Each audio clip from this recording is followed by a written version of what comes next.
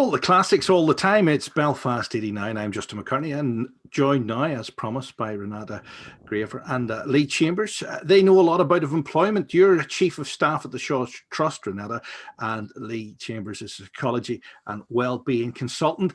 It's a bit of a serious time for the job market at the minute. It is. It's quite a serious time for the job market with the current pandemic that we're in. Lots of people, unfortunately, through no fault of their own, have found themselves out of work. And there were a group of people, even before the pandemic, who we classed as discouraged, who wouldn't have had roles as well. So what we aim to do is build up their confidence and hopefully support them back into roles that are out there.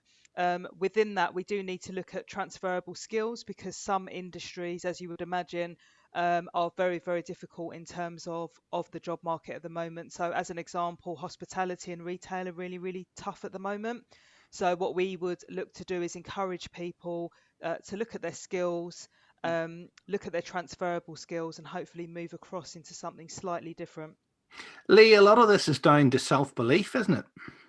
Yeah, so self-belief and confidence plays a massive part in our ability to be able to, firstly, have the courage to go out there and apply for jobs in the initial phase.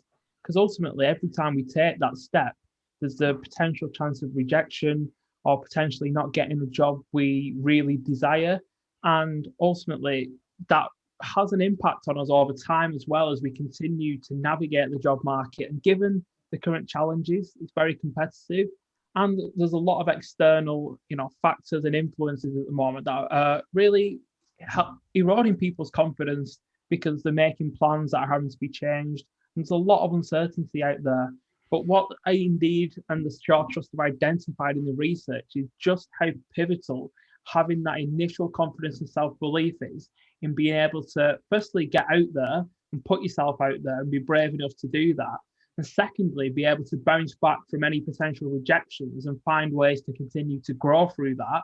And thirdly, then being clear on the skills that you do have, looking at your values and really understanding yourself and what you can bring so you can articulate that well at interview, so you can really get across to a company the value that you bring and ensure that you state what your desires are and able to actually look at what you want in terms of meaningful and purposeful work and be able to give employees a compelling vision of what you want to achieve and how you can help their company move forward.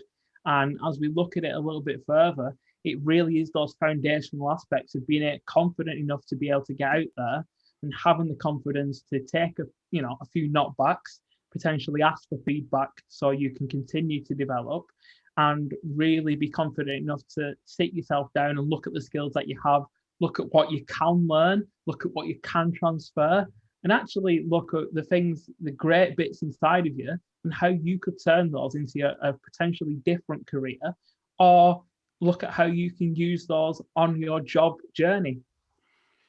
Fantastic. Now, Renata, is it the case that social mobility is still a factor in people sort of choosing to apply for jobs? It can be a factor, social mobility. I think that there are still obviously sectors of society who are very much disadvantaged. However, at Shaw Trust and in partnership with Indeed, what we're looking to do is support anyone who finds themselves in a position where they're not in work and looking at those who are disadvantaged, supporting them with any health requirements, anything they may need. And Shaw Trust has always had the aim to support people back into employment, no matter what their circumstances are, and also to support from child to career. So Shaw Trust actually goes back further to any complexities that children may face as well on their journey. But the aim, the common aim of Shaw Trust and Indeed is really, really important in supporting people back into work. And there are actually a number of monthly job search workshops that are going to be hosted on Indeed's Facebook page, where we'll be sharing practical and relatable tips on how to build your confidence when it comes to finding a new job. Anyone can join, and the first session will take place next Thursday, which is the 28th of January at 11 a.m. And details of that can be found on Shaw Trust and Indeed social media pages. So we do encourage people to join. Guys, thanks very much. Do you actually think that the pandemic is going to change the workforce forever? Are we going to end up all working from home anyway? I think that the workforce, the way we work will change. So I think some of the virtual and online capability that we have now will definitely stay. However, I do think that the pandemic, with the vaccinations that are now available, will settle, and the economy and job market will bounce back.